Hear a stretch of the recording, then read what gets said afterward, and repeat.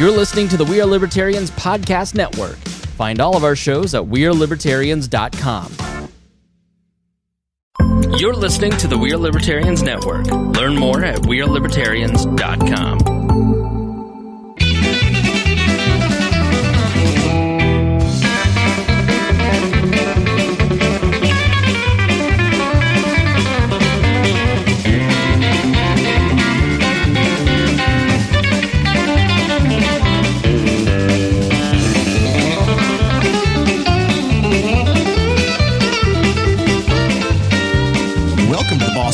Podcast. This is episode number 173 of East Central Indiana's favorite podcast.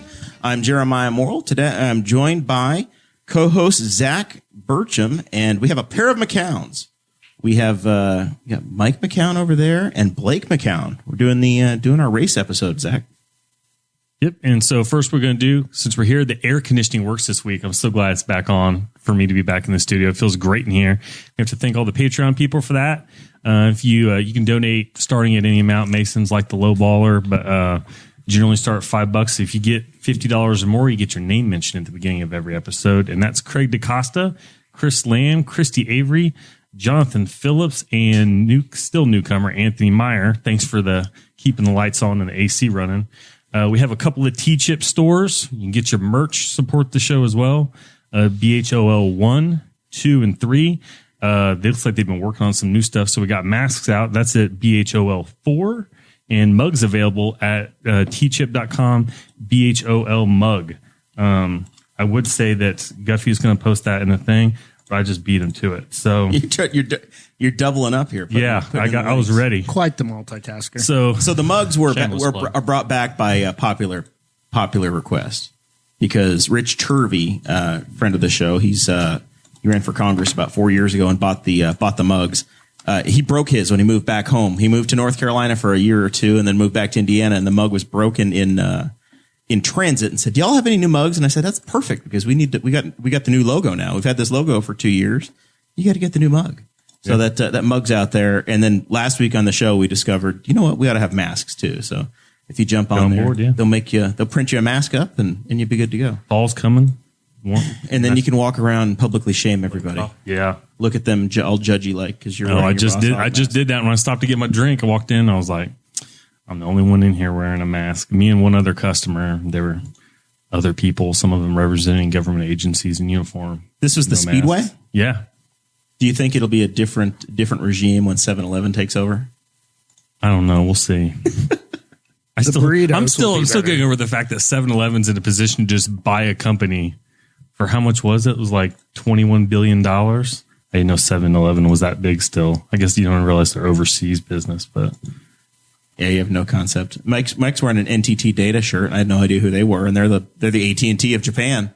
Absolutely. Massive company. We're throwing back for Tony Kanaan's last ride. That's probably not his last ride. His last ride. I'm going to have to do another ride because nobody's here to see this one. So this is going to be our Indy 500 special. This is the third annual version of this. Excited to get to do this again. We're 2 months tardy, which I guess we just blame that on the pandemic, along with everything else that's gone sideways with the virus. Found out a couple weeks ago that there's going to be no fans, so we are going to be watching remotely for the very first time. I think, except for producer Chris over there, I think all of us intend on going to the race anytime we physically have the ability to go to the race. Never again. And then over there is producer Chris, who's one and done. I've done it. I'm out. You need to do a race morning the way that I do a race morning, Guffey. It's better. I would, but you never invite me. Guffey, I invited you to come down and see me and never saw you. I believe I was adamantly looking for you because you said you were going to buy me food. I was going to buy you a track. I do believe that Chris did wander down that way and never did connect. But this year it won't be that hard. You could find if Mike was allowed to go, he'd be the one guy standing out there because it's a barren wasteland. Although I have heard rumor that the governor is going to go, so I don't know if that's the most politically smart thing for him to do. But he went to the GP July 4th, and then he was involved in not letting anybody go. He shut the park down. Went to the park. Do you think? He did shut down Brown County, and then he visited the governor's residence down there. He was eating in Speedway a couple days ago. My brother saw him at Big Woods, eating on the patio. I don't know. The real news is that Charlie Brown's is back open. It is reopened. I need to get over there. Have you been to Speedway yet this month at all, Mike? Have you driven by? I went Saturday night, and we were going to meet a bunch of race friends there, and there was no one there. There was like 10 people in Big Woods. I drove by the track on Fast Friday and just did a drive up Main Street and Speedway, and then took the roundabout, and then came across 16th at Polko, and then followed that back downtown. And there were some cars on track, and that felt good. I didn't stop. I wasn't one of the diehards that was standing there in the 16th and Polko lot on the outside, but I did at least get to hear an Indy car on the track. Right. I'm planning on going for Carb Day. I'm taking a half day. I normally take 5 days of vacation during the month of May, and I've so far taken 0. So I'm like, I can take a half day to go listen to cars on track. Apparently, they don't endorse you hanging outside the track, but they have a merchandise trailer out there. And Doug Bowles will come with it. That's what I was The president will come out and take selfies with you. Doug's great, though. With masks on. In a really nice suit, by the way. Always. Good-looking suit. Always there. So, Mike, you're an old timer at the Speedway. That's an official club. We've documented in the show notes. If you're a patron, you get the show notes before every episode. Back in May, there was a story about the independent photographers being shut out of IndyCar races throughout the year. It sounds like it loosened up a little bit, where there were maybe some that were going to be allowed in. How's your quest to being able to shoot your damn near 40th Indy 500 going? This would have been 38, and Associated Press has 5 people, 1 in each turn and 1 for the rest of the track, I think. I was not allowed to go. I tried every single media outlet and was unable to. And from what I understand, there's a very small handful of people, and there were 420 last year. It's unreal. Yeah. Unreal. If you are the girlfriend of a race car driver, though, you'll get in. So you've got like a day or two. I don't know what Dalton Kellett's into, but maybe maybe you can find yourself somebody that'll get you in. Maybe Blake can. He would be a very fine looking woman. I'll be a roadie for Colton Herta. That's about it. I'll join his band. That would work. Do you have skills? Are you not a one? No. Could not carry a tune in a dump truck. You would not make it as a zit. No. Well, shoot. So if you can put wheels on a golf cart, Rossi might be looking for you. We might be able to do that. So how are we going through withdrawals here? How are we reacting? Blake, what was my demeanor last weekend during qualifying? I have seen my dad upset very few times about racing, and that was whenever Marco set the pole. Literally, I see it on the television, calls me 5 seconds later. Marco just set the effing pole. You weren't standing there by his side in a time of need? I was at Top Golf. So we all cope in different ways. Yes, we do. Yes, we do. Incredible. You know, I've been an Andretti guy since 1976 or 77, and for Marco to win that pole and me not be able to be there was pretty humiliating for me. It's frustrating. I've had mixed results in being able to get there throughout the month of May. So this year I pretty much planned on doing the GP, and then I was probably not going to make it for qualifying weekend. It's always getting away for 3 weekends in May is always difficult, and then in August it just wasn't. It's probably not in the cards, and then they canceled it anyway. I was like, okay, well that's fine. I'm kind of used to watching qualifying days on TV. I'm about 50-50. Sometimes I'm there, sometimes I'm not. Last year I had a wedding in Wisconsin that had me away, so I had at least been prepped for the disappointment. For me, it's always juggling high school baseball games versus days at the track. And a lot of those days I would go to the track early at 11 or whatever, and then leave at 2 and get back for a ball game at 4:30 to watch Blake play. Yep. When that season was canceled, I'm all in on the race and nothing. And you think you're good. Yeah. Well, Zach and I compared notes when they moved this race in March. They moved it to August. That's also when they rescheduled a bunch of the IndyCar calendar. We're like, oh, great. This is going to be May in August, and we're going to be fine. Instead of the GP, we've got Mid-Ohio, but it's the same 3 weekends. It's going to be perfect. And then within 48 hours, it all just fell apart. Yeah. I haven't been able to see a race car yet this year. And then normally I'm there. I'm like pull in for GP on Thursday, pull in for the 500 on Thursday. I'm there. Sometimes I'll pop over on Fast Friday for like a couple of hours, and I'm there Saturday, I'm there Sunday, and then I take a mental health day Monday. Normally they would do a big practice, and I would take off that whole day. Now, is this a term you're using loosely, or is that real? Mental health day? Yeah. No, no, it's not. No, I don't use sick time, but I save a personal day, but it's like, until they're old enough, I don't take the kids. I'm taking anybody with me so I can just do what I want to do that day. Be a little kid at the track. Just roam around. And so like that day, you usually give pit access to people with bronze badges. So I'm in the pits, and then I'll walk out and walk all the way up to turn 1 and go all the way up to the East Stand penthouse, which is without going to turn 2, but you're under cover, eat lunch up there, watch them come down the straightaway, hustle my way back down to the pit lane to watch them come in from the practice. And so, yeah, I spend like 2 weeks over the course of the month there. It feels like just hanging around. So I am having, the only thing that's been nice is I look at how much time I still have on the books for like time off. I'm like, I'm doing pretty good now because I just I have so much time that I haven't used. Fast Friday is always Blake's best autograph day. Absolutely. Yeah. I have gotten anybody that has attempted to qualify their autograph on a helmet the past 4 years. You go stand down in the line and just stand across the wall? I'm the kid that is standing there with a Sharpie and a helmet. You get the white helmet every year? White helmet, yep. And you get the full field of 36 or 33 or whatever, however many attend and attempt? Yeah. At what point do you think your cuteness is going to wear off and they're going to say, stop it?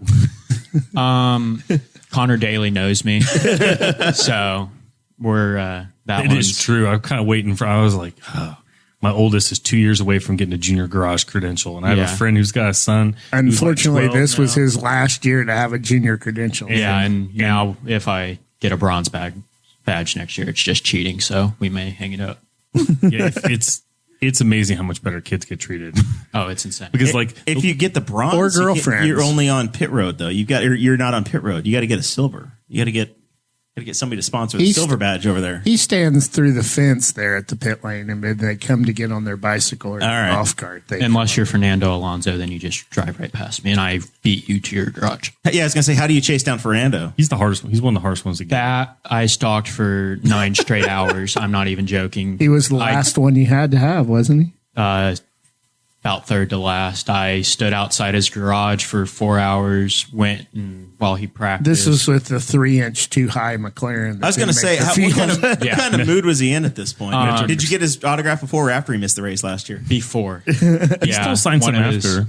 One of his team guys came out and said, I'll take a few things in for him to sign. I have a fan club at the Speedway. They know me. I run around. They see me. Somebody took my helmet and gave it to the guy, and luckily I was one of the few. Wow. So you didn't even get to be there when he signed it? No. We could see him through the door. I was okay with that. Yeah. Oh, man. So I've seen a lot of fans. Jason Sipe is a longtime IndyCar fan, friend of mine, and he's just pissed as hell, doesn't want to have anything to do with the race. He's mad at the track. He's mad at the series, mad at the Speedway. Just wants nothing to do with it. How's that approach? Is that a valid approach to the month of August? I don't think it is. I don't think there is a driver or a crew member or a photographer or a rider that doesn't want the race to happen. Turn your mic towards you. You're off the side of it just a touch. There you go. I don't think there's anybody that doesn't want it to happen. It's outside the Indianapolis Star. The Indianapolis Star are some people that definitely didn't want it to happen. Yeah, there's a contingent of people that are upset. I'm upset, but that doesn't mean I'm not going to watch it on Sunday. Yeah. You're frustrated, right? It's just a continued building of frustration. But we're also frustrated that we have 2 weeks without high school football. That Blake has a teammate in tennis that's quarantined. This has affected more than auto racing. It's affected the world, and we're just going to do what we can do. And, I've been talking about how we've been making lemonade out of lemons all summer, with this, and you find the things you can do. And if you're an Indy 500 fan, you've got it a whole lot better than an IU football fan does this year. Absolutely. Right. I mean, you can't go to the race, but your event is still happening. Correct. And because the race is happening, there's probably going to be an IndyCar series and Indy 500 next year that you can go to to a bunch of races, and you can actually attend the Indy 500 next year potentially. But how would you like to be Roger Penske? Spend millions and millions and millions of dollars and not have a payday? You know, So It stinks for him, but it's great for us because I don't think the Holman George family was going to take the hit. right. I think I don't think he's they got the could, pockets deep enough to do all this. But yeah, invested a bunch in the track. He's had to he's paid for, I think if there's been races without fans, I think it's ultimately he's writing a check. So yeah, we're lucky for that. We're lucky we're having racing to watch.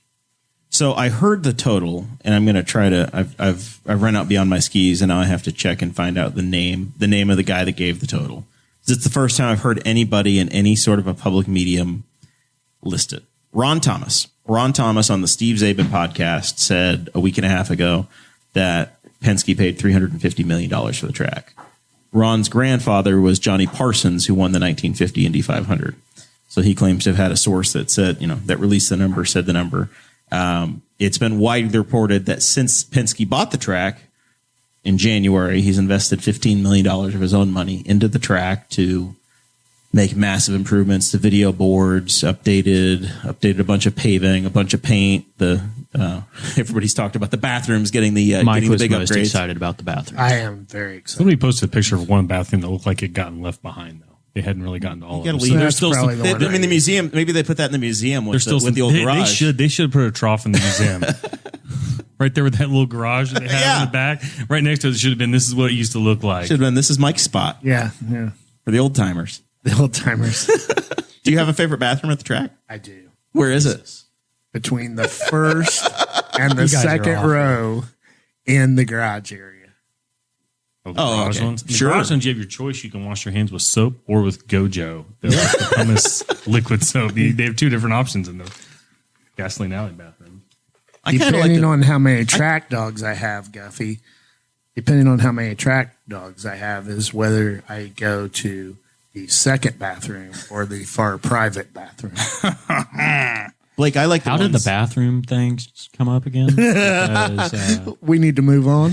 I'm a big fan of the ones over the top of the old timer suites. Those or are- the Legends those are row. The fan- Legends Yeah, row there. Those are fantastic. Yeah, they. Those are the most modern ones. Those are in the bathrooms with a facility. view, yeah, and I've not. and they're had the nice and clean. privilege. Really? I've not had. the Oh, privilege. next time we're going. Show me. Those are like the newest ones in the facility, I think. Those didn't even need updated, really.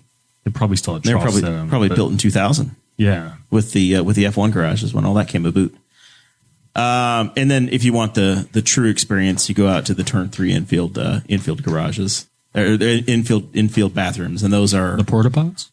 no, they're real. My family, we bring our own bucket and portaloo and little tent. For, No, it's true. And when we were there, somebody snuck in the bathroom. They did a little bump of coke to get them through the There you event. go. Some random came through. I don't know the person, never saw them. I can't testify who they were, but I did witness the activity and said, "Yep, that story checks out for the 500."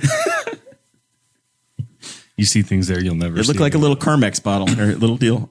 In the late 80s, I've always had to be in before 5 a.m. when the bomb goes off. So that helps. Yeah, so in the 80s, I used to stand on the top of the infield Turn 4 bleachers and watch all the Yahoos drive through. And every year from probably 88 to the early 90s, there was always a hearse that came through with 3 urinals strapped to the side of it. And they'd come through that infield and the front wheels would come off the ground and it would just be crazy. You hear him over there with his Slurpee, Don't judge me. just ice rattling. So let's pretend to be a little bit professional, just a little bit. Just try. Mike's talking. Guffey doesn't like the 500. No, he doesn't care. He doesn't respect it. No, it's absolutely boring to me. Doesn't respect the tradition. It's whatever to me. He'll grow up someday. I'd rather be at a hockey rink. So they did. Soccer. I've been to one hockey game. I go to about one a year. We did get the announcement that the purse is cut in half, though. So this will probably be the year that Marco does win, and then he doesn't. Yeah, he get paid. gets half as much money. He gets half the money. Absolutely. I think he'll be okay. He's probably one of the drivers that needs the funds the least to continue on with his career. So some stuff that Zach attends that's not happening this season. There's no parade. You always do the parade. That would have been Saturday. That's gone. Yeah. Mini I'm marathon. always hydrating on Saturday. You just have a little IV in, trying to I don't do to the bulk parade. up. Yeah. Do you hydrate with buttermilk, or what do you use? Gatorade. No buttermilk. Is he telling the truth, Zach? Yeah. What color? What colors you drink? It's usually he calls it yellow, but the green Powerade, it's usually Powerade. Time out. Like What- the old school original stuff. Green. It's lemon lime. Yeah. That's it's yellow. Green. Oh, that's green. That's yellow. It's Yellow. It's lime green. That's the original stuff. That stuff gives me. How's that like? Have you had your eyes checked lately? Who do you see, Dr. Horn, or who's your optometrist? 'Cause- Dr. Malott. yeah. Yeah.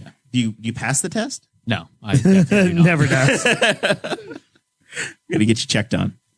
And you do play-by-play for the Trojans, Yeah. the yellow Newcastle Trojans.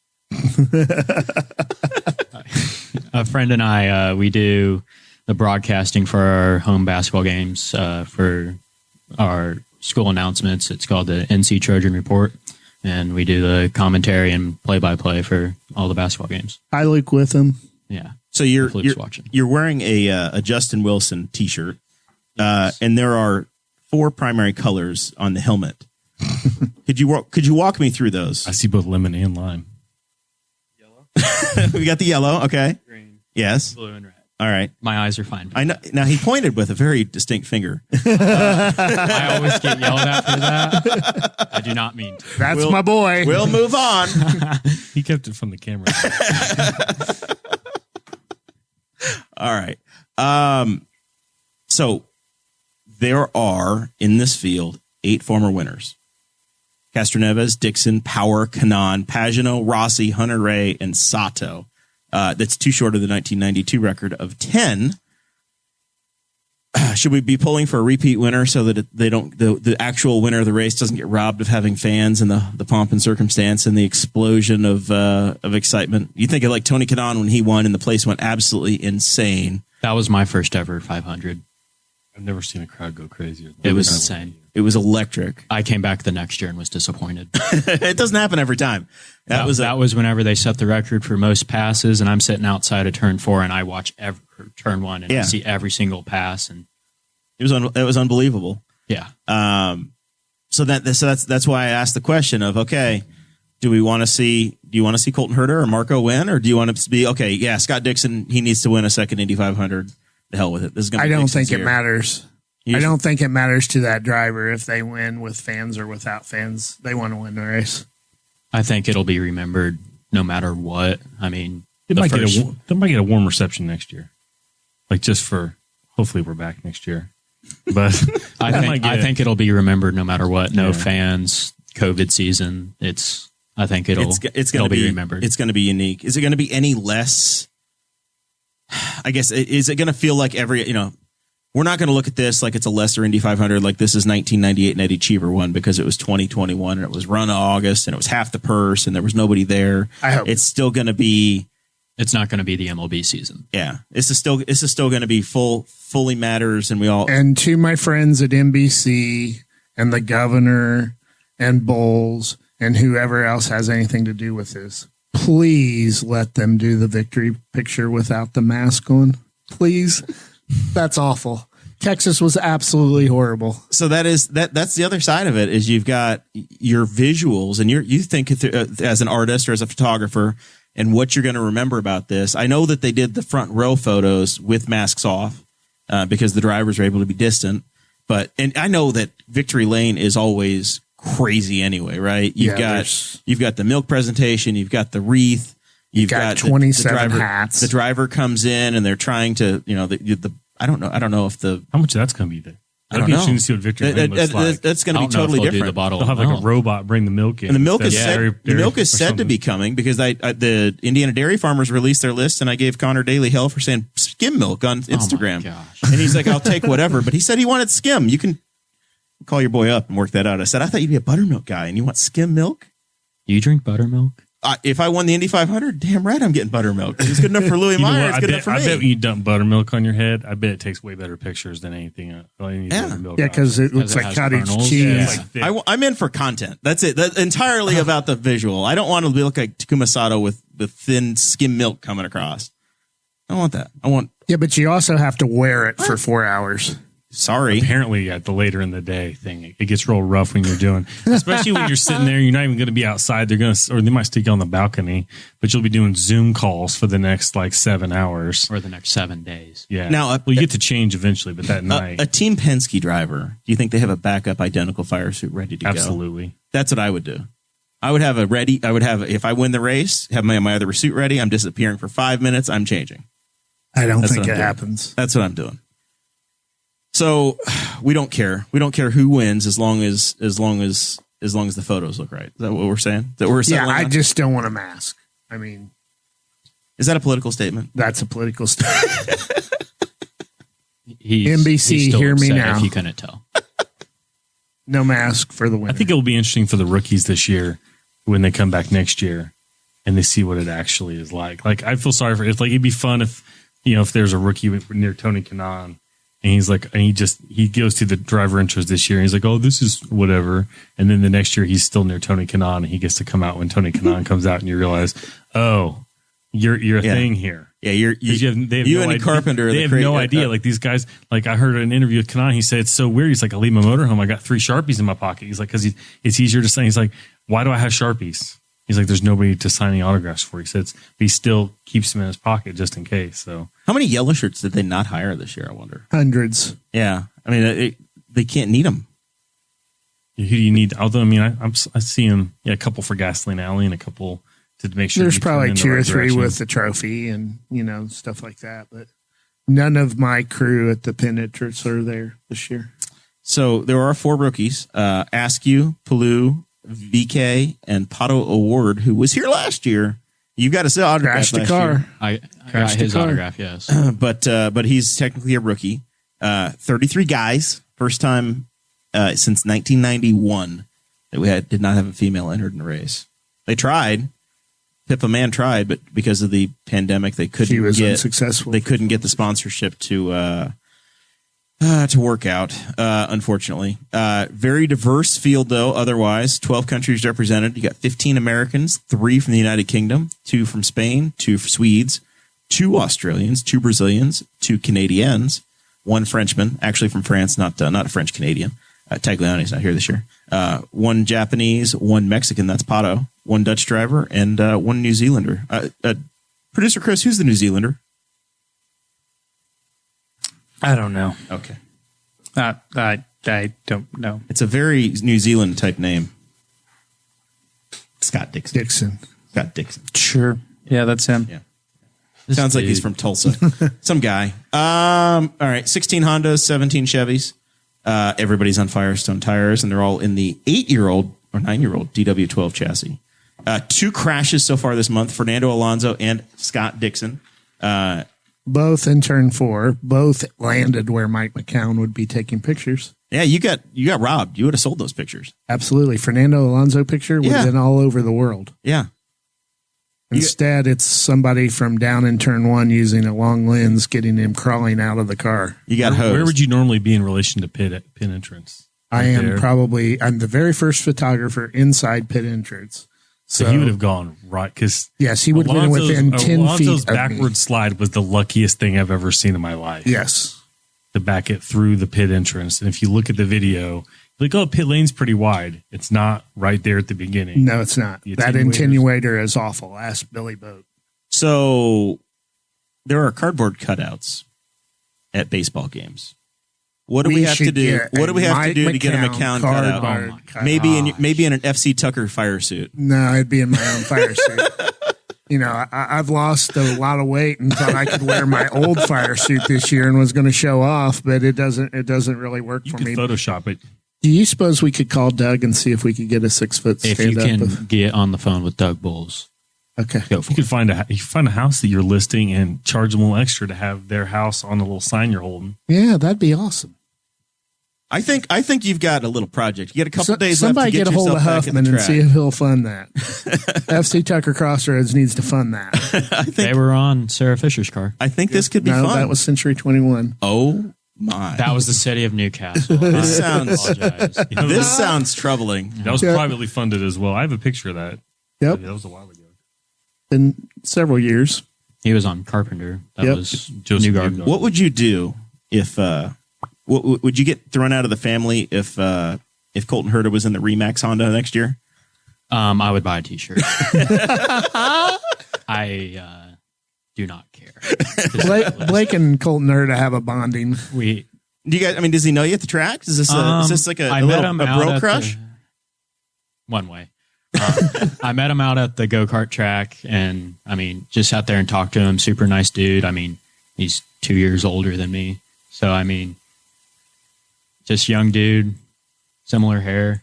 I bought his hat whenever the stores opened up last year. Got my picture taken with him about 5 times, and I mean, he recognized me. But That's cool. yeah, I've met his bus driver. Almost the same thing. it really is. Right, Ryan Eversley liked to tweet of mine on Facebook today, or on the Twitter. So I was pretty excited about that. I felt like he recognized. I sent me. Colton happy birthday, and he responded. That's cool. Yeah. That's very cool. So you're the driver closest to you in age is Colton Herta at this Yes. point. Yes. No, there's one that'd be closer. Is it VK? Is VK a little VK, closer? yeah, he's 19. Colton's Yeah. 19. Yeah, but VK is the youngest ever, isn't he? No, AJ was little AJ. AJ4 Oh, was okay. right at 19. It was like darn near his 19th birthday, I think. Pagano is about as close to my age now, and then for Mike, you've got to be looking That's like TK or Buddy That's- Lazier. yeah. Sato. Yeah, Sato's forgot about him. deceptively. He's old. He's 40 something. He's like 47. You're like Davey Hamilton age over there. I was watching NBC Gold. His age changed 3 times in 5 minutes. Nobody knows how Nobody old has any knows how idea. old Sato is. Well, it's because it's Japanese time. It was like he was They like have 43 to extra days. 45. Well, they're always a depending day ahead, so Yeah, that's right. the age changes faster. He's allegedly, according to the Wikipedia, he's 43. on- Okay, yeah, he started to 45 and then he dropped to 43. I was like, which is you guys are a national news But network. TK's older than that, isn't he? Yeah, TK's older than that. I think TK may be 47. So this is that was something else I looked up. I did not include it in my little fact sheet, my addendum to the show notes that I've been working on here. But TK is not that close to being the oldest guy ever to win the Indy 500. It was probably Big Al. Yeah, Yeah. Big Al, and I think. I'm going to look it up here, but I want to say that Emerson Fittipaldi was also well into his upper 40s when that turned out. Gilles de Ferran probably was. No, Joe was median age, Okay. I think. We'll see here. Googling top 10 oldest winners: Al Unser, 47 years, 360 days. Bobby Unser, 47 and 93. So once again, He's Al beat Bobby. 104 now. Emerson Fittipaldi was 46. Gordon Johncock was 45. Ari Leindijk was 43. Sam Hanks 42. Emerson was 42 the first time he won the race. He had an entire career in F1 and came back over. Foy Rutherford and Maury Rose. So what's Tony Kanaan's current age? Do we know? Anybody? My guess was 47. Tony Kanaan. You think he's 40? Tony. Like my typings over here is a little questionable.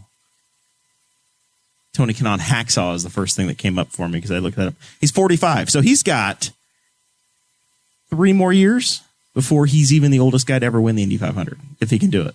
Elio's probably close to Tony's age, too. isn't They're he? right around. They grew up racing go-karts against each other. We've all agreed on common pronunciation of Elio, not Helio. They just 45 years old. Yep. So we got some guys that are up there. We're not... They're not Danny Sullivan. they're not...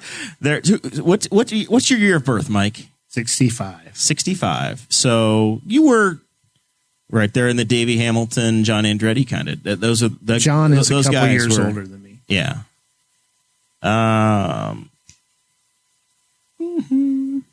We're checking, doing a little checking here to see. Getting I'm into trying the trying to figure out some of the guys that were. getting more and more to the drivers with suffixes. You have to type in more to be Yes, able to get the it's right the one. senior version of the guy.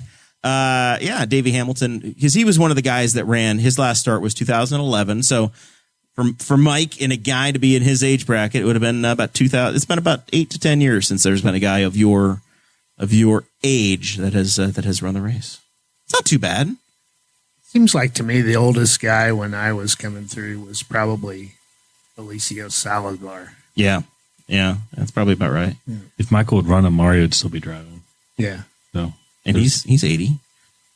I think they could. Mario can still put the throttle down in the two-seater. I guess he still insults he'll go out there Hell, and when say he it. flipped it upside down. Worth looking up on YouTube, by the way. Yeah, I want to say that I would have paid for that. Was he 70? I want to say it was 2003, somewhere in that range. It was the year that it was like maybe April, and I think Dario Franchitti was hurt. It was Tony Kanaan. Tony Kanaan was hurt. He had like a broken wrist or something. I think it was TK. He was testing TK's car and hit a chunk of debris. Looked like he was going to clear the fence. And that's when was that's when TK moved in with Dr. Trammell, wasn't it, to get put back together? So in 2003, that was the year. It was on WTHR. They happened to be running the camera off the helicopter, and I want to say that Robbie Gordon wound up replacing him in the race. Does that sound right to anybody other than me? I thought he might have even gotten back for the race. Because it was like an oddball test. It was like a test day. It was like their April Open. I can't remember. Tony Kanaan had suffered a radial fracture on his arm in April at Motegi. April 23rd, Mario Andretti took over TK's car. He had retired 9 years earlier, and Mario was going to qualify the car if he needed to, and they didn't know who was going to replace him in the race. I don't remember I think who actually ran the car, though. I think Terry Trammell put him back in the car, didn't he? I thought he might have gotten back. I've just been a while since I've read up on that. That's one of those legendary stories that comes up all the time. And none of us know the answer to. Yeah, I've got part of it. It's just trouble actually remembering. Look up Tony Kanaan 2003 Indy 500. See if he pops up. Yeah, Tony Kanaan did get in. I thought he did because in the he started second. In the he did fine. In the Rapid Response movie, they talk about him living with Trammell and running go-karts around in circles. That was the first Indy 500 I attended, and DeFerrin won. Elio was right behind him, and Tony Kanaan was third. 1, 2, 3. Yeah, 1, 2, 3. Of course, DeFerrin might be French, depending upon what you check out. DeFerrin is 52, so he was only 30 something when he won that race, maybe 29. Right in that range. All right, so this is the very first year we have gaming, legalized sports gaming for the Indy 500, and I have been checking the FanDuel, Mike. I've been waiting. I've been saving my pennies in there all spring. I put $10 in last fall, and I've been riding it, waiting on the Indy 500 to happen. Well, in the past, there's always been a field bet that has like 12 or 13 cars in it. Sure. And in the year that J.R. Hildebrand crashed on the last lap and Dan Weldon won, I actually called a friend in Vegas to have him place the field bet because I liked Weldon.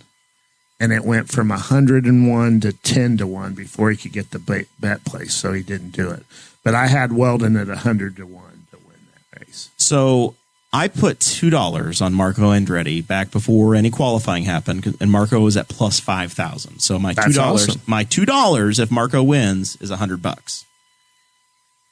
The line has moved from it moved to 870 right after qualifying. I checked today, and it's moved to plus 850. So it has gotten 5 times tighter. So your dollar on Marco is now worth $8.50. Yeah, still pretty nice.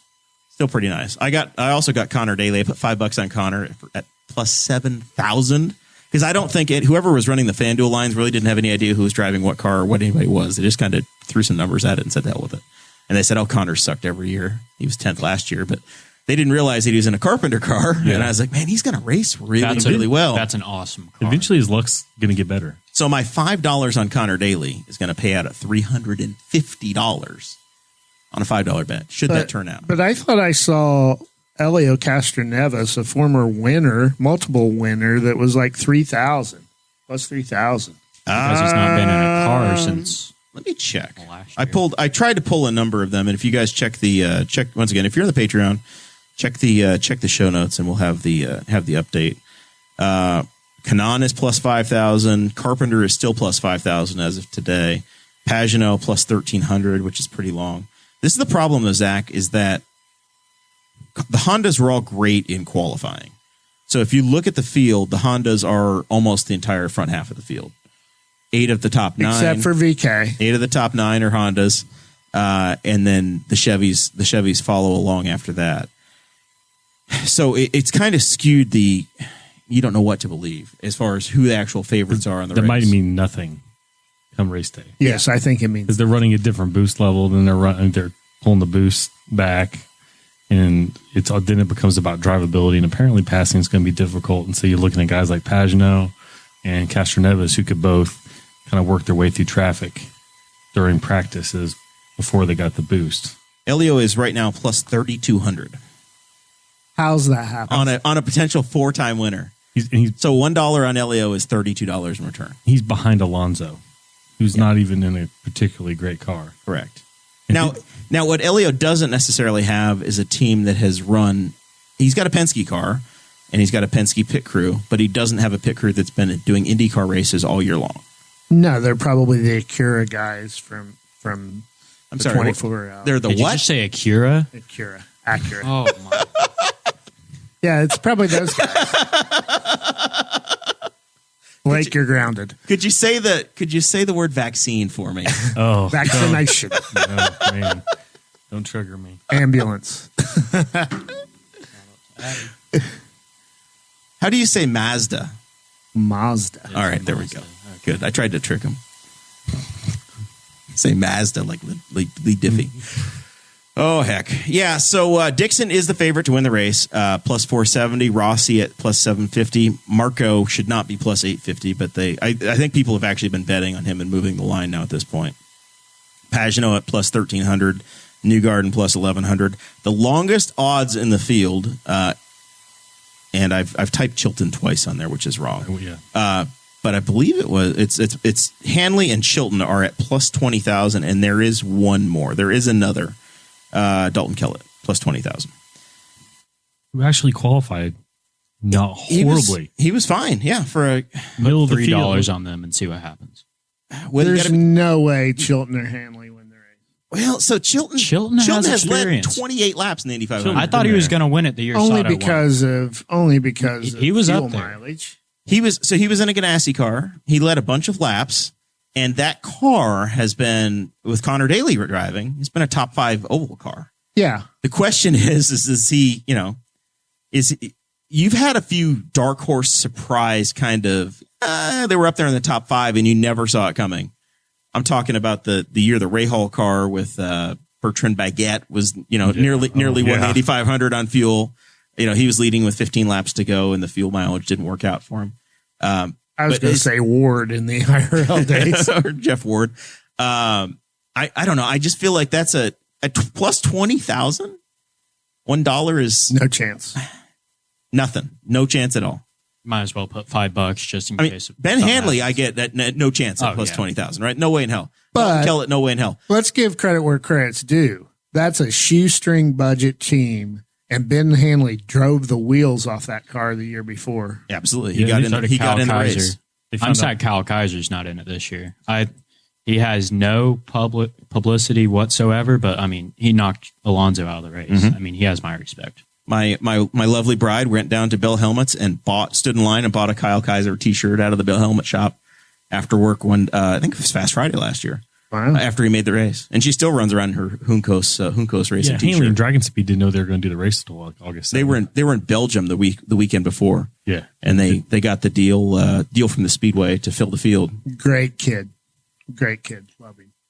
So it's exciting. I don't know. I think, and by the way, if we're giving extra credit to helmet design, Max Chilton's Max- is fantastic. His is amazing. to use a beaten to death phrase within the IndyCar community, his helmet design like broke the internet. When he dropped it, everybody's like, and I heard Rossi say he was mad. He's like, because he's like, it's the greatest helmet that's ever been designed. He's like, nobody will ever beat that helmet design ever. And apparently the only problem with it was they misspelled Dario Franchitti's name on it somewhere. And somebody asked Max, he's like, well, tell Dario to change the spelling of his name. But yeah, the helmet's amazing. It's look it up. It looks like a Borg Warner. It looks like the Borg Warner. It has the Borg Warner on the back with select drivers. And I guess some of the drivers are drivers he's had either admires or has had, like Rossi's on there, and he was a teammate with Rossi in Europe. And so it's drivers that he finds some significance with or has some connection with. It says actual. I mean, you have your actual competitors on there. I think that's the greatest honor ever. I've been to Daytona and looked at the Harley J. Earl Trophy, and my hero driver, my Colton Herta when I was a kid was Ernie Irvin. He won the 1991 Daytona 500. His name is misspelled on that. So sorry, Dario, but if he wins, they should put that, or hell, no matter what, they ought to take that. If he donates it, they ought to put it in the museum or send it to the Peterson Museum, and it ought to be on display. I don't even think it was his idea necessarily. I'm trying to think. I've heard him asked about it. It was done completely by his painter in Europe and then shipped over here because Chilton doesn't even have a house here. He commutes to England. But what about the PR that a back marker team has gotten over this helmet? Heck yeah. Kudos. He did a photo shoot with it on the Yard of Bricks. Absolutely. Very impressive. Guys, I got to mention one guy we've not mentioned at all. Who's that? 4200. Ferrucci. Why is Ferrucci in a Dale Coyne car that's a pretty badass car at 4200? Because he's getting outrun by a rookie. Well, Palou. It'll be interesting because Ferrucci's fearless. Ferrucci will be more ahead fearless. of Palou.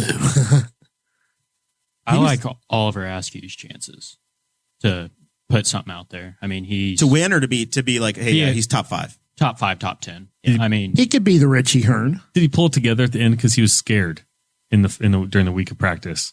He would just bail. Like he was at one time. I watched so much practice, and he would just be like, he got out there. NBC like, Gold. They're like, what do you want me to do? And they're like, I don't know, do whatever you want. And he didn't know what to do in practice. And at one point, Alonso pulled up next to him, and they were listening to his radio. Nobody said anything to him. He just pitted. Nobody told him to. It's like, oh gosh, Alonso's next to me. I pit. I was like, this is going to be like, if you can't handle traffic, that start is going to be the roughest minute and a half of your life trying to get through that first lap or two, because you can't, especially if you're in the back, you can't see anything, getting all the dust thrown up at you. But if you can get Tony Kanaan at plus 5,000, I don't know. It's just a matter of if a Foyt car. He's in a Foyt car. He's always going to lead. He's just about always going to lead the race. Yeah, they're going to do that with pit strategy or something, but I don't think it's. All right. So do you think you have to have a Honda or a Chevy? Is there going to be one that's going to be the clear winner? Because last year you needed to have a Chevrolet if you were going to have a chance. The Menards car for Simon Pagenaud was, if they ran 10 laps, Pagenaud was leading 9 of them, and Rossi could barely get by him on horsepower. But Rossi was there there right away. Yeah, Rossi was there. I don't think you ever count out Alexander Rossi. He is a badass in a car. I don't think you count him out. He was underpowered and still there. I don't believe in sandbagging, especially in the Indianapolis 500, but I think Chevy's got more race day than what they're showing. I think the Penske guys have more race day than what they've shown. We've kind of heard it throughout the month that Pagenaud still has a darn good car in traffic, which he's going to need because I think he's starting about 25th. But they've got a car that potentially can handle its way through. And if it's hard to pass, though, they have to find a way up there. That'll be the hard part. If it's difficult to pass, that's a lot of cars to pass. And they'll get people during pit stops, and they're saying now that they might even be needing more pit stops than normal. So normally it's like 6 to 7. They might be looking like 7 to 9 pit stops. That's a lot of pit stops. You can get a lot of time there. And I take Penske in any pit stop. Right. Yeah. Penske and Andretti have their pit stops down. And you have seen, if you've watched the IndyCar series throughout the year, pit stops have been a problem. These guys haven't been able to get together because of COVID. They've not been doing a lot of pit stop practice, and it's just not been perfect. Will Power at Iowa had a wheel fall off, and the left front wheel came off because it wasn't good to go, and he crashed a car, right? So that Penske had an issue there, and we've seen it a number of places. I know Coyne's had issues, Andretti's had issues.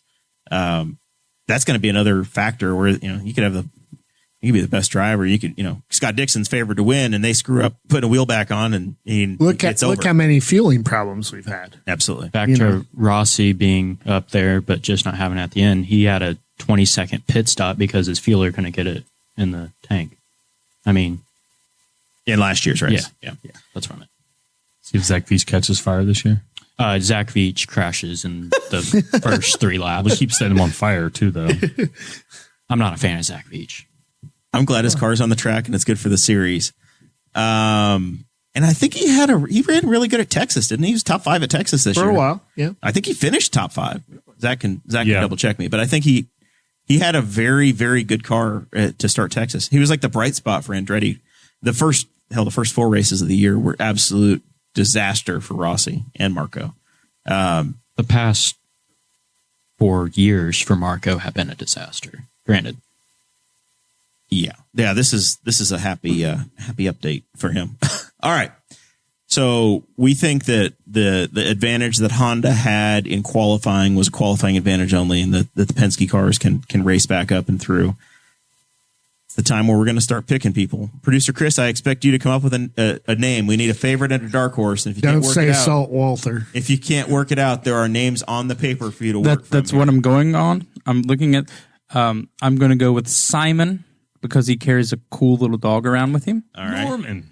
He's on the trophy. He's on the trophy and 2 sets of tickets. And then, based on name alone, the guy at plus 5,000, Palou. There you go. The rookie. Yeah, I'm going with him. The Spanish rookie. Happy little rookie. Qualified in the top 9. So that was good. That's impressive. That's fair. Those are reasonable. He ran Yep, 240 miles an hour down the straightaway during his Fast 9 run. I know, Zach. You don't think I know this? It's Gosh. fun to watch the commentators lose their minds. Everybody else is With a 10-mile-an-hour tailwind. Hey, faster than everybody else. I don't think anybody else hit 240. that's a hell of a number. It's a hell of a number. All right, Blake, handicapper to the stars here. We're going to play it back. Who's assuming that you can get your dad's social security number to log into a FanDuel account? Where are we putting money? I mean, you can never count Power out, but Okay. I'm sticking with Herta. That's just my own bias. So Herta's your favorite. Yeah. And then I'm going with Askew for my dark horse. Oliver Askew at plus 4,200, and Colton Herta at plus 2,000. Herta has completed a grand total of 2 laps in the Indy 500 so far in his career, but he's also won 2 races as a teenager. Yes. I mean, he's just a badass and can drive the wheels off the car. It's fair. And his dad wasn't too bad either. And his dad is the number 1 strategist, the chief strategist for Marco, who's starting first. All right, Senior McKown. I'm going to have to go with Marco just out of respect. I'm going to always take the Andretti as my favorite. And I am going to come back with my dark horse. I have to have 2 because I'm going to go with Elio Castroneves because Elio Castroneves should never be a dark horse, but in this situation, as a one-off. The numbers show us that he is a dark horse and Yes. potentially making his last Indy 500 start. And the other 20th guy I'm going to go with is Rosenquist. He's kind of in the middle, right? Plus 20, Yep. plus 2,800. He's in a Ganassi car. I think he's already won a race this year. What kind of story will it be for Marco to be a back marker for the last several seasons? Came out in the tribute car to his grandfather last year and just stunk it up. Oh my God. Okay. It was the worst car on the track. Uncle John dies of cancer, one of the most popular drivers ever. Marco Andretti comes back and wins the 500. Why? Because I can't go to the race. Shut out. Shut out. He has what might be the best strategist, too, for winning the 500. Herta. With Brian Herta, absolutely. Yeah, and that could be Herta's 3rd win in With less 3 than different 10 years, drivers. with 3 different drivers on that car, All with the 98 car. all with the 98 car, and all just like none of them normal, none of them just like driving away. That he had This one might be. Yeah, this is the best his driver starting on the pole in a race that very well may be difficult to pass in traffic. But like Weldon got beamed into turn 4, like came out of a starship. Nobody knew where he was. Clutch and Coast. And then you have the Clutch and Coast with Rossi that was bizarre. So he's a great strategist, and he seems to know how to handle Marco, which is a skill to have. All right. Give me a favorite, Zach, and a dark horse. 33 options.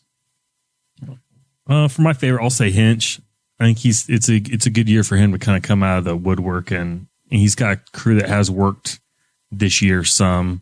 He's in a good car, and they even thought that he had the best Andretti car until Marco threw down on Saturday. Dark horse, I'll Tony Kanaan. I like Tony Kanaan. He's a smart guy. He could find his way into a good spot depending on how the strategy works. That'd be an awfully nice story too for AJ Foyt to get to victory lane again. It would be phenomenal. Final ride in his red, white, and blue ABC supply car. That dumped him. They're in that color. Those colors this race. So but that is one of the longest standing sponsorships in IndyCar racing at this point, right? I mean, it it's was iconic. Target for a bit. Target was there forever. Marlboro was there forever, and the ABC supply cars have been around since, gosh, I don't even know, all the way back to I don't even know who drove those first. It's been the mid 2000s. Darren Manning was in it for a while. Yeah, I have a Darren Manning diecast. Me too. An ABC car. He was the Grand Marshal at my Pinewood Derby. Old Dad may have pulled a couple of strings and got an Indy car. That's fantastic. Driver to the Pinewood Derby. That's fantastic. So I'm going to go. I don't know if he counts as a dark horse now because I got Marco at plus 5,000, but he's plus 850 now. But he's my sentimental pick for sure because that would be incredible. But I think that, man. I think Dixon is the favorite. He hasn't won since so many races. He hasn't won since 2008. He's going to win the race with nobody there, and it's just going to be a tick the boxes 500 and another badass ho hum, and Dixon wins. It is bizarre to think that he only I was like, no, he can't have won just once. I look like he has. He's only won one time, and it's so bizarre. He's kind of had a star-crossed Indy 500 though, career. He had the big crash we were talking with Rusty about here, Rusty from Mount Comfort RV, where his car speared Dixon when he was in the Camping World car, which was surreal. By the way, shout out to Scott's team. He crashed in practice on Sunday afternoon. They had the Fast 9 qualifying, Fast 9 shootout. He crashes his car about 3:00. 65 minutes later, they had the car put back together, back on the track, and a half an hour after that, he ran the fastest lap of the practice session. I mean, the guy is just and even just to get it turned over in time to get out for practice. I mean, I think they have to do some. It's not just a simple turning some wrenches to go from qualifying trim to race trim. I mean, they're probably like swapping some wings and stuff just to get it done. Because if you see how little wing they run for qualifying, it's bizarre because you'll see the rear wing. Looks like a skateboard. It's aiming up because it's actually taking downforce. The rear wing's taking downforce off the car because most of it comes off of the under tray. The whole car is kind of a wing.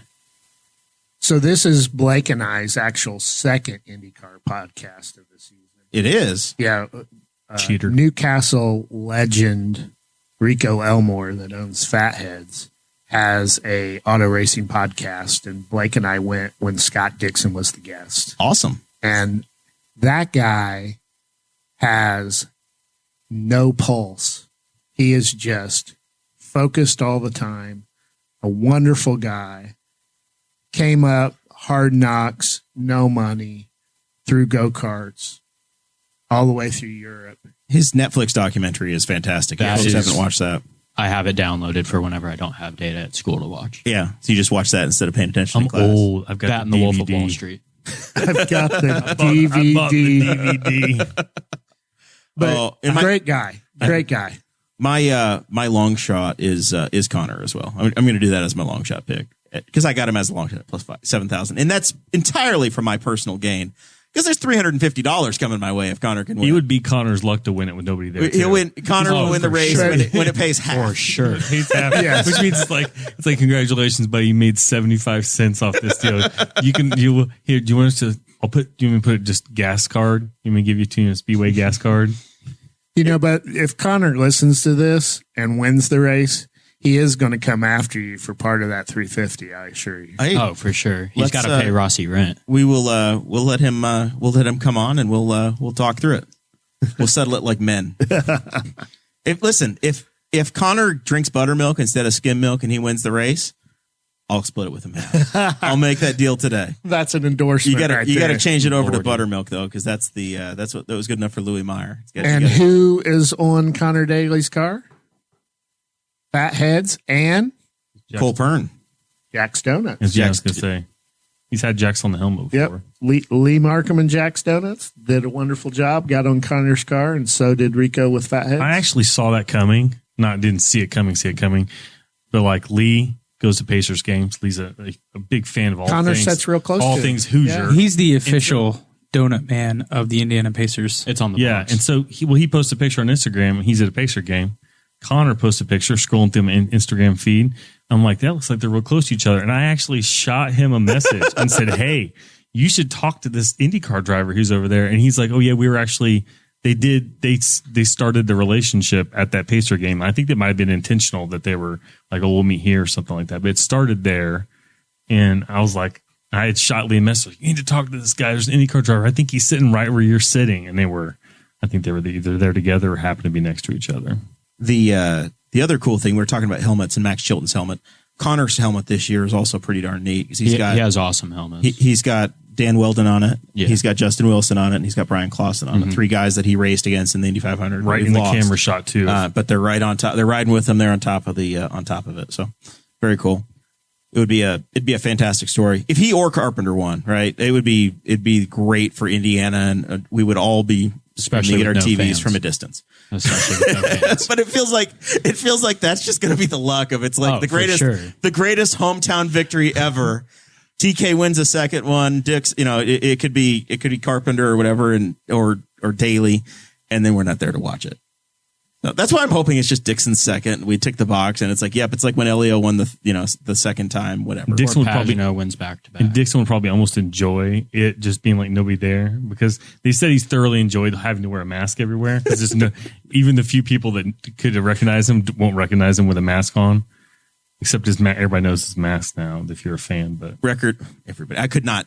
No, Zach, you're in a different level of knowing that because I have no it's clue. the same mask. It has and like a turns out- starburst. It's got like a starburst pattern, and it was actually an artwork that was designed by his manager Stefan Johansson, and they described it. They talked about it on NBC Gold. I watched that too. Sorry. So I did watch a lot of NBC Gold, but I missed that segment. I'll have to just, start it over and make Sarah suffer through 28 hours of coverage or whatever is out there.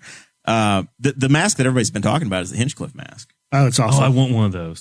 And here's another. No, thing. you don't. That's you want because a it Boss would Hog look mask. just Well, like you. Okay, but I'll tell you what. This will date Blake. I'll have no idea what I'm talking about. But anybody that's my age and played GoldenEye on Nintendo 64, that's what the faces look like when you play like that era, like a 64-bit first-person shooter. Just a little it's just this awkward and- frozen yeah. face, and it's not quite in proportion. And that's what that immediately reminded me of. I was like, Sure, like I had a Jam. job then. I don't know what you're talking about. I was in college. We had nothing better to do. Play GoldenEye. That mask is pretty. It's pretty amazing because he talks, but the mouth doesn't actually move. And his face is just a little bit too big on the mask. Denny Hamlin did it first, and Denny wore that when he won his first race after COVID came out. He had the mask I remember with that. his face print. So it's been done, but it's also been a winning move. So Yeah. And wouldn't that be the most weird ass picture ever in Victory Lane, Mike? With No masks in Victory Lane. with Hinch wearing his crazy ass mask. Here's what I think is going to be interesting to see if they get a baby Borg and the baby Borg on it has a little relief of their face. If they And do it's got the baby, mask on it. the mask should be on the It's baby. not going to happen. It should be on the baby Borg, not the real Borg, the baby Borg. Oh my goodness! All right, They put no. Doug Bowles is going to send me a text about liability here in a little bit. Are you but and there's- Doug Bowles friends? Like, I have that serious Doug's question. Like, do everybody's you have his friends. number? Or like, I do not have okay, his then. number. Zach has real good success at getting Doug to tweet him back. I got Doug Bowles is incredible, right? So last year we stayed at the in the museum lot for the GP of Indy. The bathroom lights turned off, and I'm like, "Hey!" I tweeted Doug, and 15 minutes later, they had the bathroom lights back on for It us is amazing in the when- middle of the night. I feel bad to bug Doug. I bug Doug a lot on Twitter. Guy gets stuff done. But you tweet the track about something fairly significant.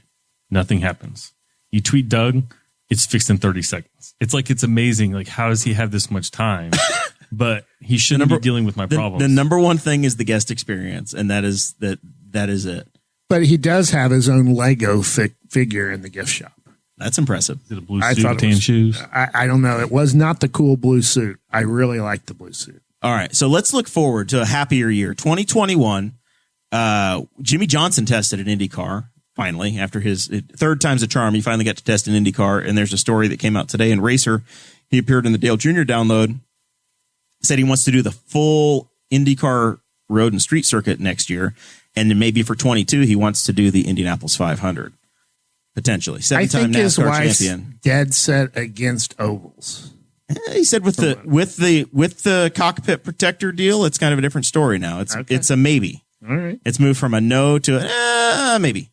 Well, Leaning my towards top wanting to do secret it. sources say that Kurt Busch wants to come back badly. So that's the thing is That was looking one forward of my to, favorite races looking forward I've to ever been 21 and 22. Who's coming? Fernando is not. Fernando. This is going to be the last one for Fernando for at least 2 years because he's Isn't going that back a to shame? Formula One. He hasn't won you over.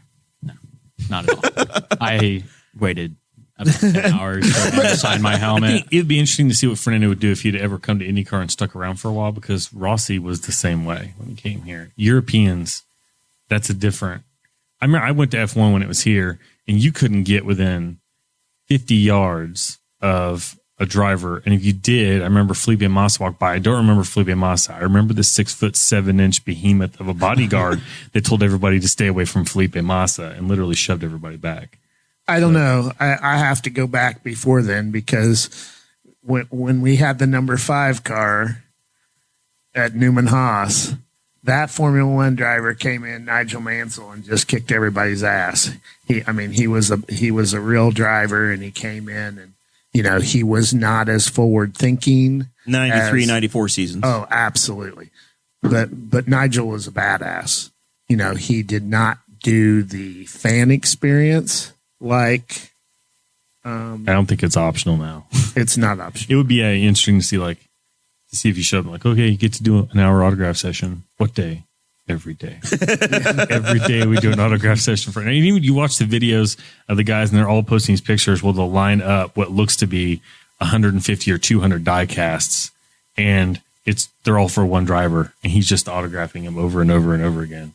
And I was like, I don't think Formula One drivers do that. Yeah, but I don't know. So you think maybe Kurt Busch is coming back? That's your bucket list guy I'd coming like in. to see that. is he going to bring Kyle? Because Kyle wants to come here too. Kyle can stay in NASCAR.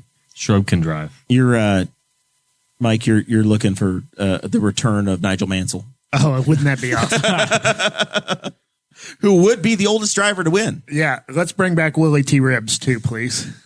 Our boy Mason, intern Mason, has become speaking of Netflix documentaries, the biggest Willie T. Ribs fan ever. Uppity. It's a very Huge good fan. documentary. After watching Documentary. Uppity, Mason is fully on board with Willie. Fantastic. I had a part in getting Kodak to sponsor Willie T. Ribs back in the day. Could have gotten a little bit more money, man. He got McDonald's first, and then we brought Kodak on. So. You got Kodak in. All right, Zach, who's your dream? Who's your guy you want to bring in? You want Kyle Larson? No. I think he'll show up eventually, but somebody was like, why isn't he running the car this year? I'm like, because he's still radioactive for at least till At least another this decade calendar. and a half. Well, this calendar year. Whose suspension do you think was going to last longer, Kyle Larson's or Kenan Gray's? Because Kennan's back. I wouldn't know. I blocked. He's blocked me. Larson will probably get picked up by Stuart Haas next year because I know that Tony said he kind of wants him. He has to do his time. I think he's probably He's got to open up a seat too. That means Clint Boyer is going to be in trouble. Probably somebody. Who would be a good person to bring in? I'm trying to think even like just because I think he'd be a blast in the series. Daniel Ricciardo from Formula One, I think would be hilarious in IndyCar because I think it's way more his crowd and his like atmosphere. So I think it'd be fun. I don't think he'd tear it up necessarily at first. I don't think any of them would, but he's a guy that looks like he's way too much fun to be in Formula One. First time since 1991, no females in the race. Got to get Simona Di Silvestro back. Yes. So, and somebody mentioned, Marshall Pruitt mentioned her today, and she replied, and she's just like, I miss her dearly. She was great. Catherine Legg. Catherine Legg was awesome, and she was in a very bad accident. Yeah, she's in a wheelchair because she broke her leg, so she's still recovering. She's recovering right now. But yeah, I do miss Simona. She was great. She could drive. She was a very, very, very competent driver, and she did not. She was with HVM. She was not with the best teams when she came One of her here. cars was nicknamed Pork Chop. Yeah, the car had a nickname because it was such an old pile of garbage. I forget how much they say it was like. I think hundreds of pounds heavier than a normal car because it was like the first of that generational car, and it had its own Twitter account. It was such a kind of a hunk of junk. And then the other one I think that would be fun if they came, and there's a connection now with McLaren, is if Lando Norris found a way to do an Indy 500. He would be at some point wicked fast. Lando has been. He's very young. He's very Americanized. He's probably one of the most Americanized IndyCar or Formula One drivers that's out there. He's here constantly. If you watch his Instagram, it's consistent. Ricciardo's here quite a bit as well. Yeah, I would love to see Lando. They made the mistake of inviting Lando to one of the iRacing events and like, oh, guess what, guys? He's been doing this since he was 6. He was like cheat code faster than everybody else. I watched a video today during my math class. It was Mark Marquez driving a Formula One car. The MotoGP driver drove the hell out of the Formula One car. Apparently, I just forgot his name. The doctor. Valentino Rossi tested. Oh, I thought you were talking about Dr. Miller. No. And you want to see some other crazy videos? The motorcycle world had a really, really rough weekend, and Rossi had a bike fly past his head. Like that's the most fun racing I've ever seen. As he's riding, and then he had another one go in front of him, or two go in front of him. I think another guy got split by him. I heard he tested a Formula One car and didn't do too bad. Once you've got the reflex, I guess you've got it. Okay, so we are at the point in the show where we start to do our final thoughts. We'll start with producer Chris. This is where we plug things we need to plug, talk about stuff we missed, have to clean up any errors we missed, any mistakes we made. I will say, Chrissy Poo, what are you looking for a house over there? I am. You want somebody to list with Mike and sell to you here? Somebody that's thinking about moving? No, because I have the #1 realtor in Henry County working for me. So, why don't you have a house then, Chris? Because I am very particular, and if you've ever met my fiance, you will know. She can't be particular if she chose you. Hey, listen, about this house, she can be. She might have settled for me, but she's picky about the house. She's looking at 3-bedroom, 3-bedroom, 1.5 bath, within ranches in Fall Creek Township, within a 30-minute drive of the far side of Anderson. But we want to live in Henry County. Guffey knows where he wants to live, so they're going to live where she wants to live. She's going to live. I really hope you enjoy Ellick. Yeah, I'm really liking the looks of Alexandria right about now. But it's going to be a hell of a commute to Boss Hog. Yeah, I was going to say, out of every episode we do, the Indy 500 one is probably the one I disconnect the most with. We've noticed because you haven't paid attention. I haven't. You really tried there in the Patreon. I forgot you were there for a second. I tried, but he's playing Mahjong over there or something. Probably. It's gambling. Yeah, that's the likelihood. But for some reason, I just disconnect with this. I can't get behind it. Can't. But I'm glad you guys like it. This is your hobby. My hobby's hockey, sports in general. Sports till the ice melts. This is a sport. By the way, this one's still happening. I don't know how's your fuel team this year? They canceled the season, and they postponed. The ECHL has postponed the season until December. Playoff hockey has been NHL. Yes, the Caps are still alive. So are they playing are they playing in a bubble? Are they doing bubble? Yes, I believe they are. Yeah, they're. I think all sports are playing in bubbles right now. Not NASCAR, not IndyCar. They're traveling. I said sports. The MLBs. They've got a bubble. They're not letting Mike in. Say it with me. Sports. What real men do. Okay. All right, you go 240 into a wall. All right, Blake, what do you got for us? Not much. Thanks for letting me pop in. You're talking. You have your final parting shot here. Yeah, it has to be Newcastle tennis tomorrow. Oh yeah, senior night tomorrow night. Senior night. Yep. You got the Butler Bulldogs are sending out some folks to check you out. We'll see. You're being scouted. I don't know about that one. If people want to find you, do they? I'm sure you're not on the Facebook, so they got to go to the Instagram, the Snapchats, the TikToks. How do they find you? I'm not on TikTok. Deleted that. Yeah, got it. Because Trump said you couldn't have it anymore. That's exactly why I deleted it. You're unfollowable. I am on Twitter. Just look up Blake McKown. There we go. Blake McKown. Yeah, all right. Are you verified? Is Newcastle being in the Newcastle media? Does that get you verified? Get the little blue check mark? Because you would be the second verified person we've had on in the last 2 months if you are. Did you have Mason Gillis on? We had Joey Molinaro of Barstool Sports. I love Barstool. Man, we've had Joey on a couple times. We made Joey. We discovered I literally Joey. did a presentation over Dave Portnoy today. Yeah, Dave is dying. You should really check on Dave. He's not looking good. Dave's having a rough time right now. Dave is tweeting from his COVID bed, and at some point he's going to try to eat a pizza, and I think he's going to choke on it. I love the pizza reviews. Barstool. I love Barstool. I had a whole presentation over Dave today. There you go. If Dave's listening, he wants an internship. I would pay to have an internship. So that is Joey was a Barstool intern, and then he met Riley Molinaro, Kristen, and the next thing you know, he's over there in New York City. So check out the past episodes. He's been on here a few times. Yeah. Well, thanks for coming out. Oh yeah, thanks for having me. A lot of fun. That's a badass shirt. Badass Wilson. I tried to wear that shirt on the news one time. I'm like, no, you can't wear that on the news. Why? I wear it to stay neutral. Because I was going to be on TV, and they're like, you can't put that on TV. Badass. Whatever. That's Change shirts again. What channel was that? So I know not to watch them. Was it Channel 8? No, it wasn't Channel 8. There's only people that didn't come by that year. So I think it was Channel 6 or 13. I need to know who to hate. It's I don't know. not 13. I was on the news like Dave 9 Calabro. times that weekend. Dave Calabro would probably He wear one promotes himself. it. Yeah, he promotes it.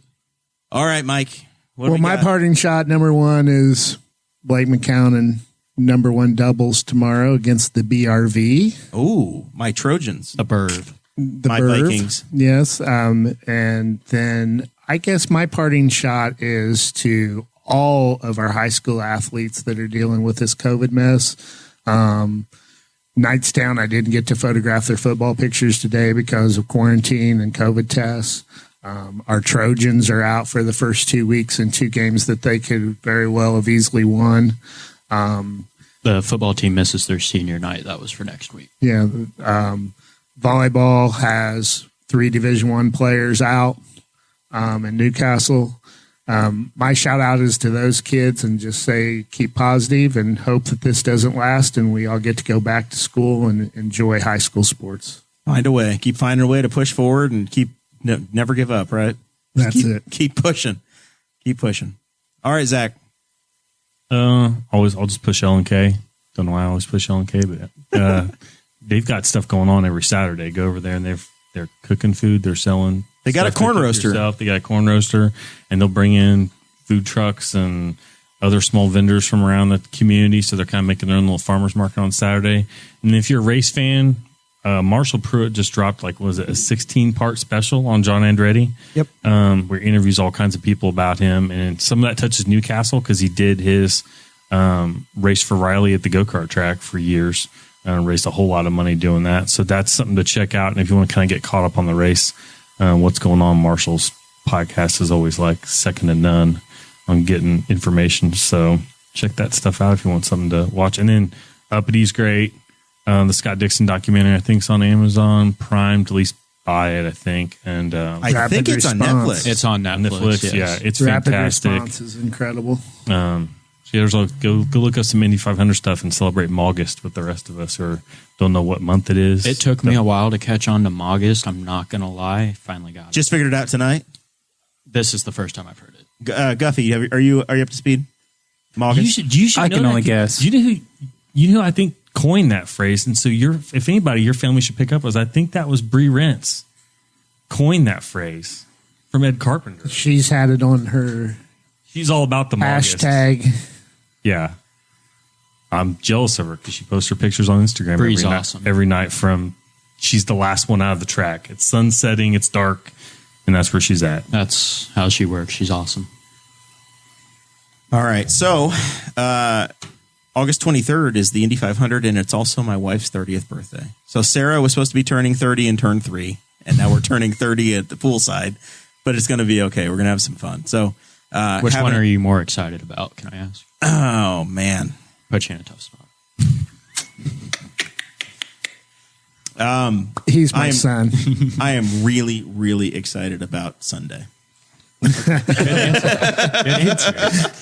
So we're going to make the best of it. We're going to have some family. We're going to have some friends over, and it's going to be a good time. Son, the older you get, the more politically correct you become.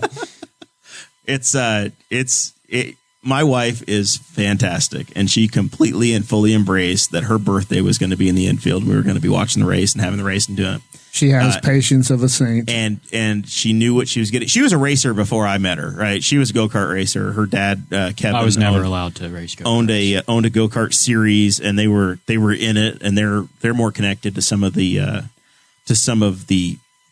grassroots racing than I ever have been or ever will be. So she gets it and comes from a family that gets it. So I'm really excited to spend Sunday with her wherever we're at, and it's going to be at home. So it's going to be good. Well, let me tell you this. I am hurting for racing so bad. Mike McKown was at Mount Lawn Speedway last Sunday. He told me to put my truck in the race for next week. I did Mount Lawn Speedway. Your truck is something special, isn't it? It has a story, yeah. Yeah, I don't know if you want to just stick that in at Mount Lawn. No, probably not. It's nice and shiny and pretty. I waxed it last week. If you had to put a number on the side of it, what number would it be? 29. 12. 29. Why 29? Big Kevin Harvick fan? No. My mom's birthday is July 29th, so I've changed my baseball number to 29. You're 29 now. Yep. Very cool. Yep. All right. The other thing I was pitching, I was a big Johnny Andretti fan. He's the reason why I went from NASCAR to IndyCar. They released, I think it's the book's coming out in early September, but if you pre-ordered it, you magically had it show up. Jade Gurse and John Andretti put together Racer. I believe 5 to 10% of the proceeds of the book are going to go to Riley Children's Hospital, which is a part of the Race for Riley that was run here. So got my Check It for Andretti shirt on, wearing it one last Indy 500, I guess. Excited it came out. Just got the copy. Have not read it yet, but I'm looking forward to some of the stories that are in there. John was one of the most Indiana guy, obviously, and one of the most diverse racers that we ever had the chance to watch. So he's the won in NASCAR, IndyCar, and NHRA. I don't think he won in NHRA, but he did do Top Fuel. He won in IMSA. He won the 24 Hours of Daytona. He ran the Bathurst 1000. Just incredible. It drove everything he could. So really, really cool driver. I think you can go out and get some more racing on Sunday night at the State Fairgrounds too. The Hoosier 100's happening again after the Indy 500. They're running. There's one at the Speedrome, I think, Friday night too, or Saturday night as well. Is Anderson still doing their? Anderson should have the night before the 500. Mike Broyles is saying that they're Friday and Sunday there are Silver Crown races. I know the Silver Crown cars, which we have go Kyle Robbins. Well, I was going to say we got Kyle Robbins in the Magna Machine and Tool car, absolutely based here in Newcastle. Who he finished third in Pennsylvania, and he finished I think eighth the other night at Salem Speedway, Southern Indiana. Little Jet Neal's coming up too. Jet's on his way. So we got some local. Mike says Friday night they're at Lucas Oil. Sunday they're on the dirt. So we're going pavement to dirt over 2 days. Silver Crown cars are cool because you use the same car, same drivers, multiple disciplines, dirt and asphalt. I do have one question about this desk. The last time I was at this seat, there was an ink pen that had nothing in it. Yes. This time there's a pen that's. I told you last week. I called him out on the show. Pen. Dakota broke that pen on the air, and it's over there still. And that's a nice pen. This is a really nice pen. That was one of my personal pens. And I went to do this. I was like, why is it acting like it's a mechanical pencil? If you hit it the wrong way, it just disappears. Or if you hold it just right, you get to write with it. But it's still here. Every time I come here, there's a maimed pen just laying there for me. I think it's Guffey. No, this is Dakota's. He's been awfully quiet about This is Dakota's seat. Definitely Dakota's fault. Mike Broyles is in the chat. He says that Kyle is second in points. Last year he's the Rookie of the Year. Now he's second in the Silver Crown points. Way to go, Kyle Robbins. Fantastic. All right. That's going to be the end of this. We will be back Thursday of next week. Thank you all for listening, and we'll see you then.